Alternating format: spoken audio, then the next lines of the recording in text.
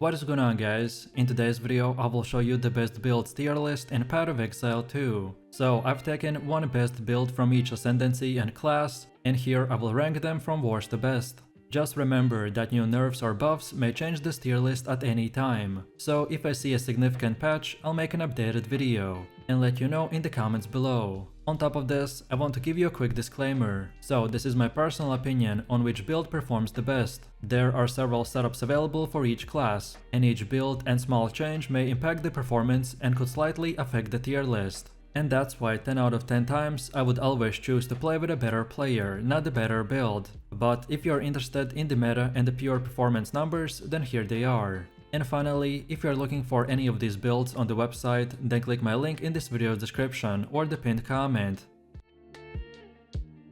So moving over to the first build, which is the Bone Shatter Titan, and we will place him right in the B tier. This setup is more oriented on immediate survivability, whose general gameplay loop is to clear enemies by priming the mobs for a stun with a leap slam, and then explode the pack with the Bone Shatter. Normal monsters are primed for a stun when they have at least 40% heavy stun buildup, so then we can use either way the mage strike or another leap slam and completely destroy them. You can also opt in to intentionally tank some damage in order to get off more perfect strikes for the higher DPS. So if you choose the Bone Shatter Titan build, then you will need to work towards acquiring enough strength to allocate the Giant's Blood node in order to wield a two-handed mace and a shield. You will also need to allocate some type of percentage chance to block nodes, so then you could approach the 75% block cap. But overall, if you're all about more survivability and stunning your enemies, then this is the one for you. Next we have the Fireball Blood Mage build, and it is also in the B tier. If you like massive cold and frost explosions, then even projectiles flying all over the screen, and also using your own life to cast spells, then the Fireball Blood Mage is for you. This build freezes and shatters all monsters, while quickly recovering life from your enemies dying. Your playstyle will place emphasis on placing the frost wall down and then shotgunning your enemies with the fireball, which in return will shatter the crystals and spray projectiles all over the screen, all while raining a comet from above. The fireball skill doesn't naturally freeze, but by using the item called the Blue Flame Braces, it can enable it to do so, as a lot of your damage is tied to the comet skill, and it has a high mana and life cost, so it can be hard to sustain it. So that's why you need to make sure to use the best mana flask possible at your level, and craft increased life and mana recovered prefixes for better recovery. On top of this build will continue to scale with the gear, stacking life and critical strike damage at the same time, and even eventually you will get a huge life bonus from the ascendancy setup in the endgame. And then for the last and final B tier build, we have the Hammer of the Gods Chronomancer. Very early on in the game, the supercharged slam and the time freeze got a huge nerf, so the setup had to adjust to make it relevant again. So now the best Chronomancer builds use the time snap and Hammer of the Gods, which makes this new combo deadly. Hammer of the Gods is long cooldown ability with a huge damage, and normally you can cast it once every 24 seconds with no cooldown recovery. But because of the Chronomancer, we will be using nodes like the ultimate command and skills such as the time snap. So now you will get the option to reset all of your cooldowns. On top of this, a node called Now and Again will also improve the Hammer of the Gods by granting 33% chance for skills to not go on a cooldown. So pretty much, as you can tell, because of these resets and cooldown reductions, we will be able to spam the Hammer of the Gods pretty much 24/7, thus making our damage very high. This build's general gameplay is to build up stun with the Sunder or the Leap Slam if needed to move. Then once you have heavy stun boss, then now you can use the Seismic Cry and the Infernal Cry. And now just use the Hammer of the Gods until it goes on cooldown. And then finally pop the time snap, and then from here just rinse and repeat. If you're looking for a melee battle mage build, then here it is.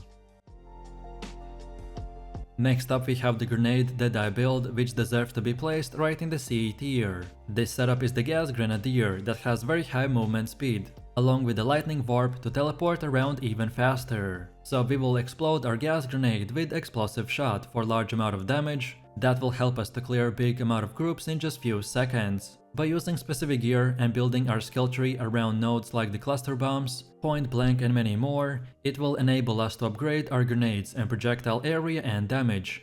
Our general gameplay loop will consist of, first off, while killing regular monsters, comboing our gas grenades once or twice into the explosive shot to detonate the gas for multiple explosions. Most of the enemies will die to a single gas grenade combo, but we can also use the oil grenade against magic and rare monsters to apply the exposure debuff, which drastically will reduce their fire resistance. Just make sure that you get the inspiration support gem as soon as possible, because the gas grenade has a high mana cost that can be hard to sustain. So if you're ready to explode anyone and everyone that stands in our way, then this is the one for you. Next up we have the Gemling Legionnaire build, and we will place him right in the D tier. This setup likes to detonate a gas grenade with a variety of detonator skills, such as the explosive shot or the explosive grenade, to create a screen-wide explosion. Offensively, the Gemling Legionnaire's gem-filled ascendancy allows the player to use 2 copies of any support gem, which greatly improves the clearing speed, utility, and single target damage. However, defensively, you also get access to efficient armor evasion scaling, and maximum resistance scaling or strength stacking as a late-game ascendancy option. So with all of this combined, it allows the player to clear aggressively with a run-and-gun playstyle. If this sounds like a build for you, then here it is.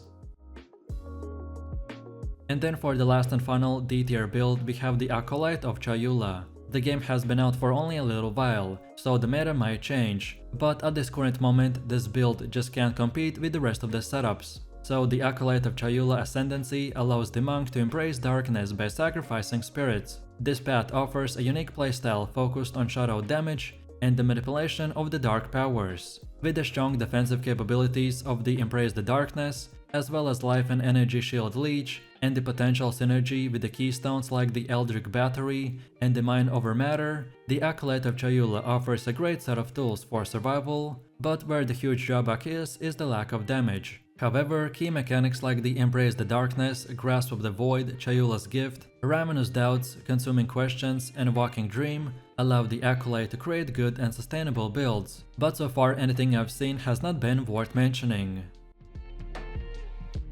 Then now let's go to the A tier, and for the first build we have the Armor Breaker Warbringer. This setup is a big AoV build which focuses on armor breaking offensively and the block defensively. Our main playstyle will revolve around using the Stampede skill, which will charge our character forwards and create patches of jagged ground, which then are exploded when the final slam portion of the ability is executed.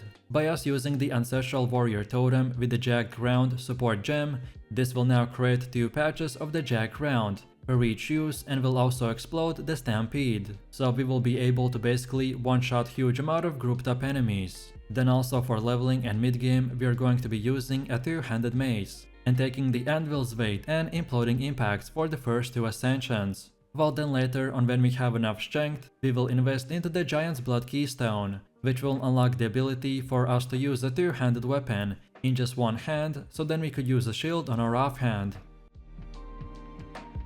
Next we have the Poison Pathfinder build, which is also in the A tier. This setup is known as the Toxic Poison build, as we are going to be dealing insane amount of damage with just the poison effects alone. Our playstyle is structured around using and specializing in dealing damage almost exclusively by spamming the gas and vine arrows, as because of our skill tree and the gear setup we are going to be deleting trash enemies in split seconds. However, what I really like about this build is the fast speed farming potential, as you can keep moving while dealing insane amount of AoV damage. And then for rares and bosses, we will use the Plague Barrier and pop the Toxic Growth, which will annihilate anyone standing in our way. If you want to stack as high poison as possible and use one of the highest damage over time builds currently in the game, then here it is.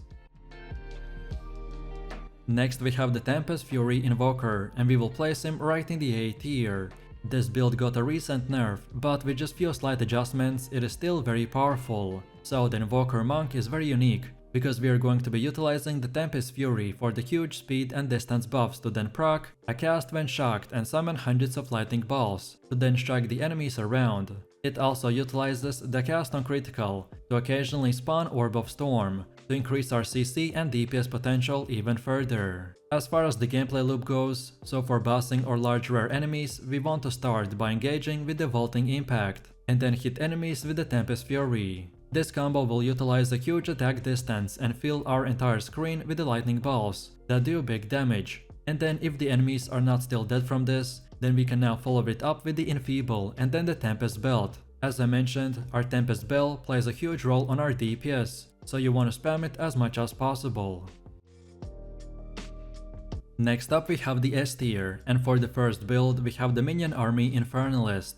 This setup is the spirit minion build, which summons raging spirits by casting the flame wall for the offense. And then also for defense, we get to command a minion army. So unlike most other setups where you only get to command or cast spells, well in this one we get to do both, and thus increase our DPS even further. By using specific gear and building our skill tree around nodes like the Power of the Dead, Fear the Dead, Silent Guard and many more, it will enable us to upgrade our minions and projectile area and damage. So if you're ready to explode anyone and everyone that stands in your way, while also getting a skeleton army that follows and protects you, then this is definitely for you. Then next we have the Archmage Stormweaver build, which is also in the S tier. This setup is super fun and has insane amount of lightning damage. Also, as you can see, it is one of the most visually impressive builds in the game, as the sorceress paralyzes and destroys monsters with a barrage of lightning. Our build has insane mobility and great speed farming potential, shredding through the maps and very hard content with ease. The Archmage with the lightning condiant and the spark skills together make up the bulk of our insane DPS. At some point in the later game, some lower geared players might run into a mana problem, but lucky for us, the sorceress has many tools to address this problem. And with optimized gear, we need nothing more than just a single stat roll on our weapon or the gear to completely solve this issue. So if you want to fill your entire screen with the sparks of lightning and speed clear through hundreds of enemies in few seconds, then this is the build for you. And now for the last one, we have the Permafrost Grenade Witch Hunter build, and we will place him right in the S tier. This setup is very unique because we are going to be freezing enemies with the Permafrost bolts, which will give us the frost fires. So then it will enable us to drop explosive grenades and then detonate them with the explosive shot, which will do massive amounts of damage. This build is great against bosses and other large enemy groups, as we can CC the enemies while our fuse is going on. And then when we detonate our AoE skills, then we will clear anything and everything that stands in our way. There's no doubt that the best way to experience Path of Exile's 2 terrifying and monster-filling world is through the screen of explosions. So believe me when I say that this Grenadier Witch Hunter offers the most explosions per button of any class or a build. With that said, let me know what you think about this PoE tier list in the comments below. If you enjoyed this, then you definitely don't want to miss my top 3 most OP builds video, where I showed the most powerful builds with detailed guides. So click the screen now and I'll see you in the next one.